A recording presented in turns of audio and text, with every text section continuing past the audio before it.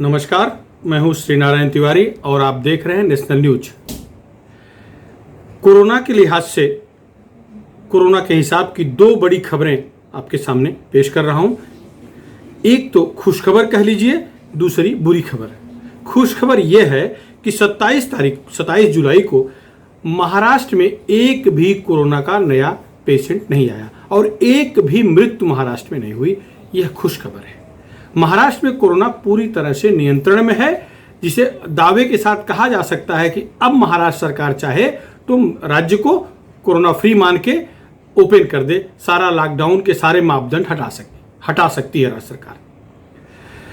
इस पर चर्चा आगे और करेंगे, लेकिन जो बुरी खबर है वो ये है कि केरल सरकार की लापरवाही ने देश को तीसरी लहर, कोरोना की तीसरी से महाभयानक लहर कहा जा रहा है, उसे आमंत्रित कर दिया है। कोरोना में मुस्लिम समाज को खुश करने के चक्कर में वहां के मुख्यमंत्री पिनरई विजयन ने जिस तरह से 3 दिन का लॉकडाउन उठाया बकरीद के मौके पर, इससे कोरोना वहां आकाश की तरफ तेजी से बढ़ने लगा है। आकाश की तरफ बढ़ रहा है कि पाताल की तरफ बढ़ रहा है, लेकिन बढ़ रहा है, तेजी से बढ़ रहा है। अकेले 27 जुलाई को तमिलनाडु में 22,129 मामले आए हैं। केरल में अकेले एक दिन केरल में 22,129 कोरोना पेशेंट आए हैं। सोचिए, केवल 3 करोड़ 60 लाख की आबादी वाले केरल में एक दिन में 22,129 पेशेंट आ रहे हैं, तो राज्य किस तरफ बढ़ रहा है।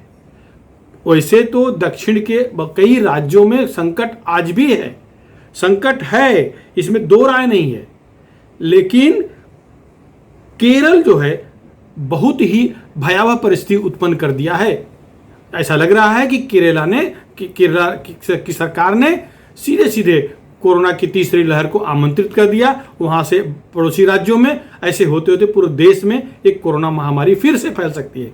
वैसे देश का देखें आंकड़ा तो काफी कंट्रोल में स्थिति है, लेकिन वोट की लालच ने इन्हें बर्बाद कर दिया। अब ये देश बर्बाद होगा। चारों तरफ निंदा हो रही है। सुप्रीम कोर्ट, हमारी सर्वोच्च अदालत ने उत्तर भारत के जो सबसे अच्छा, सबसे बड़ा, सबसे महान, सबसे पवित्र त्योहार कहा जाता है श्रावण मास का सोमवार, जहां कांवड़िए अब गंगा जी से जल ला करके भोलेनाथ को चढ़ाते हैं, भोलेनाथ को अर्पित करते हैं, सुप्रीम कोर्ट ने वो उस पर प्रतिबंध लगा दिया।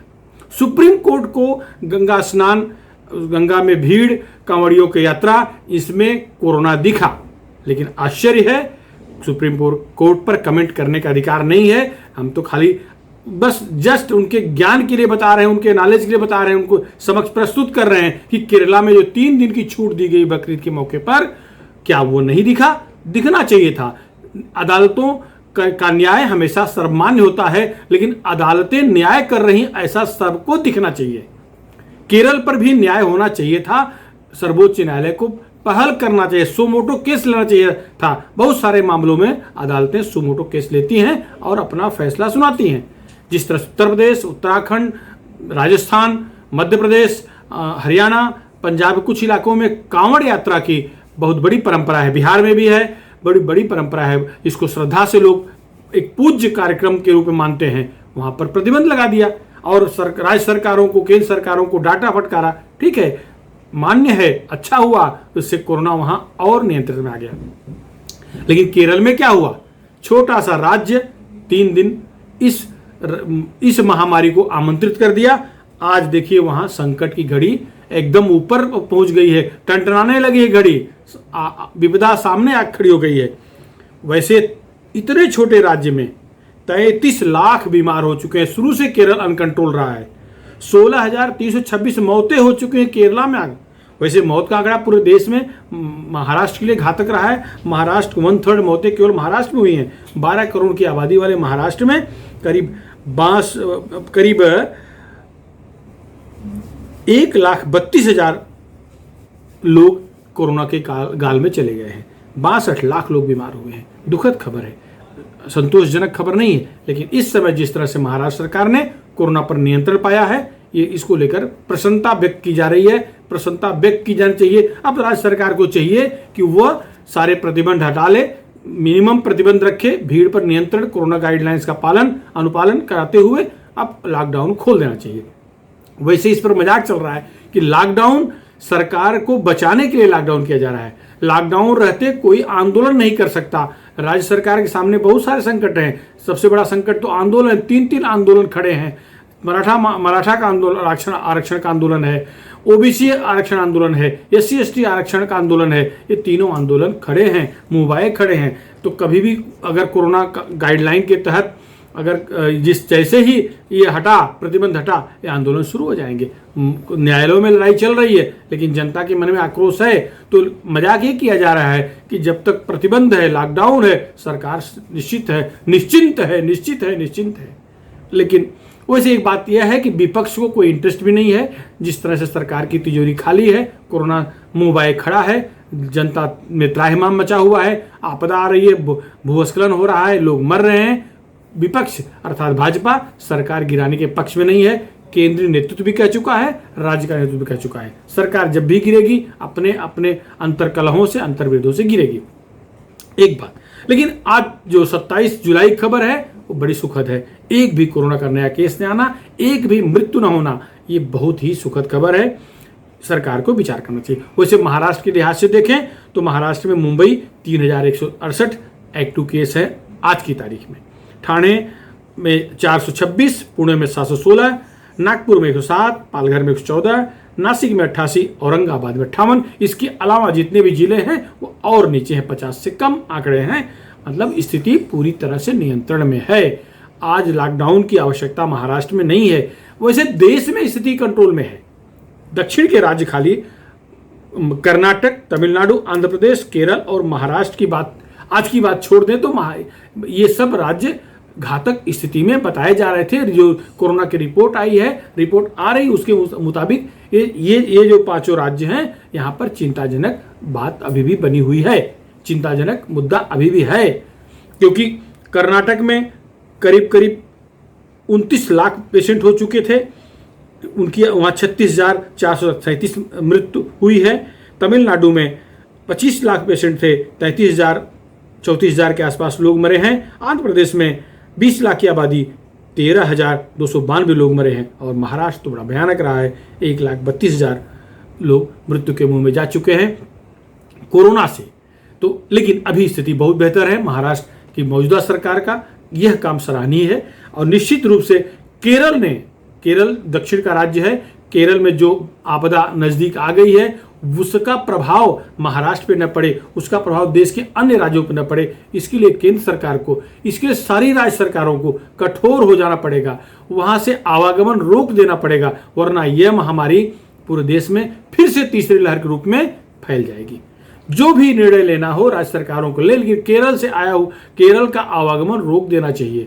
ये संवैधानिक हो ना हो, लेकिन लोगों की जिंदगियां बचाना आवश्यक है, ये बहुत जरूरी है, वरना फिर से मौत का आंकड़ा बढ़ने लगेगा। वैसे भी विश्व के कई देशों में कोरोना महामारी फिर से फैल रही, तीसरा दौर शुरू हो गया है, तीसरी लहर आ चुकी है।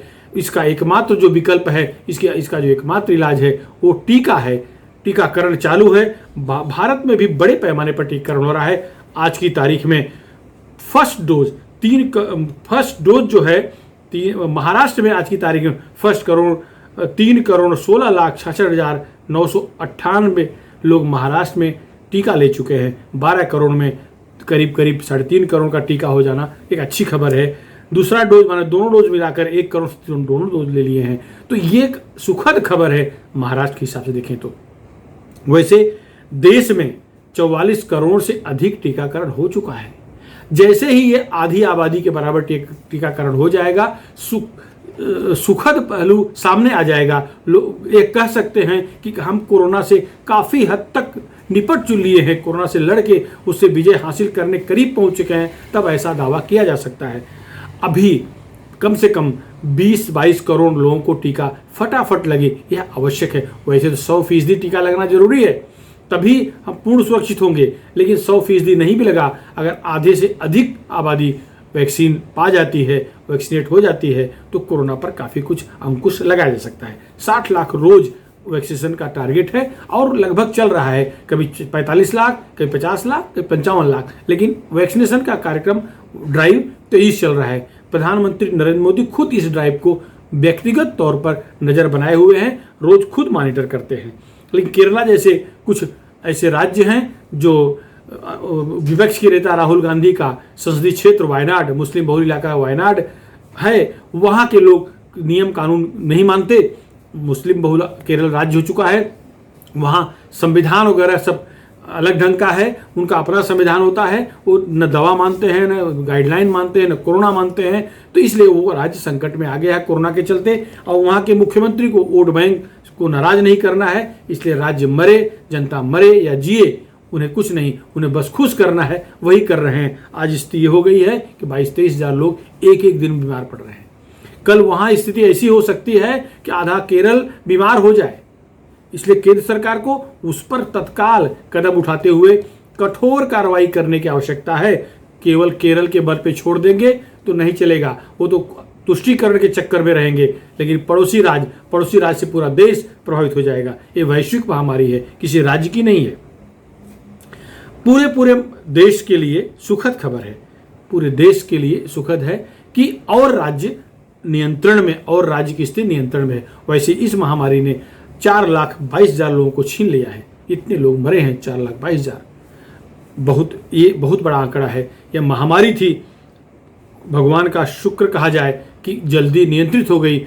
दूसरी लहर जिस तरह से चल रही थी, जिस तरह से फैल रही थी, जिस तरह से तेजी से बढ़ रही थी, अगर उस पर नियंत्रण न पाया गया होता तो शायद भारत एकदम से शमशान कब्रिस्तान जैसा माहौल बन जाता। पता नहीं कितने लोग बिछड़ जाते, कितने बचे रहते। लेकिन लॉकडाउन को कड़ाई से पालन किया सभी राज्य सरकारों ने, केंद्र सरकार की गाइडलाइन को माना।